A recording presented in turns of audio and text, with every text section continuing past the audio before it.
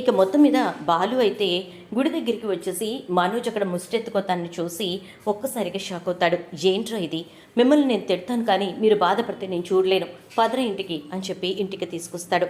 ఇక మనోజ్ని ఇంటికి తీసుకొచ్చిన తర్వాత ప్రభావతి అయితే ముష్టి వాళ్ళని ఇంట్లోకి తీసుకొస్తారేంటి అని చెప్పి తిడుతుంది. అమ్మా వాడు ముష్టివాడు కాదు అని చెప్పి టవల్ తీసి చూడు అంటే తీసి చూసేసరికి అక్కడ మనోజ్ ఉంటాడు.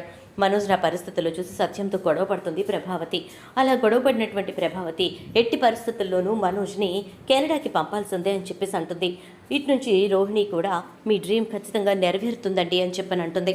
ఇక సత్యం తప్పని పరిస్థితుల్లో మనోజ్ చెప్పిన మాటలను బట్టి, అంటే ఎవరు డబ్బు ఇవ్వక నేను అడుక్కోవడం మొదలు పెట్టాను అని చెప్పని అనడంతో ఇక వెంటనే సత్యం ఇల్లు తాకట్టు పెట్టడానికి ఒప్పుకుంటాడు.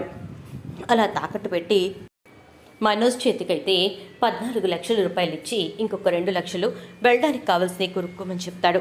అలా మొత్తానికి 16 లక్షల అప్పు, అటునుంచి బాలు కోసం చేసిన 3 లక్షల అప్పు, మొత్తం 20 లక్షల రూపాయలు అటు ఇటుగా అప్పు తేలుతుంది. ఇదంతా తీర్చాల్సిన బాధ్యత నీదే అని చెప్పి ప్రభావతి అంటుంది. తప్పకుండా తీర్చేస్తానమ్మా అంటాడు. డబ్బు కట్టేసి కెనడాకి వెళ్ళిపోతాడు. ఇక అక్కడికి వెళ్ళిన తర్వాత జాబ్లో జాయిన్ అయ్యాక నెల రోజులు బాగానే ఉంటుంది, బాగానే మాట్లాడతాడు, కంటిన్యూస్గా కాల్స్ చేస్తాడు. ఆ తర్వాత బిజీగా ఉన్నానంటాడు. ఆ తర్వాత నిదానంగా 1 నెల 2 నెలలు 3 నెలల పాటు డబ్బు పంపించి ఆ తర్వాత నుంచి పంపడమే మానేస్తాడు. ఇక ఒక్కసారిగా ఇంట్లో అందరూ షాక్ అయిపోతారు.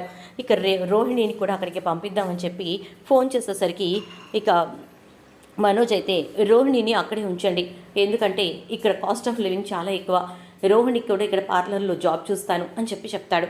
ఆ తర్వాత కొన్నాళ్ళకే రోహిణికి జాబ్ చూస్తాడు. రోహిణిని కూడా అక్కడికి తీసుకెళ్ళిపోతాడు. ఇక అక్కడికి వెళ్ళిన తర్వాత ఇద్దరూ ఫోన్స్ ఎత్తడం మానేస్తారు, కాల్స్ చేయటం మానేస్తారు. ఇక అలా మొత్తం మీద వాళ్ళిద్దరూ ఇంటిని మోసం చేశారని ప్రభావతి అర్థం చేసుకొని కూర్చుని ఏడుస్తూ ఉంటుంది. ఈ అప్పు అంతా నేను తీరుస్తాను, మీరు కంగారు పడకండి అంటాడు బాలు. మనోజ్ ఇలా మోసం చేయబోతున్నాడు. చూద్దాం ఏం జరుగుతుందో. వీడియోని వస్తే లైక్ చేసి వీడియోని అయితే షేర్ చేయండి, అలాగే ఛానల్ సబ్స్క్రైబ్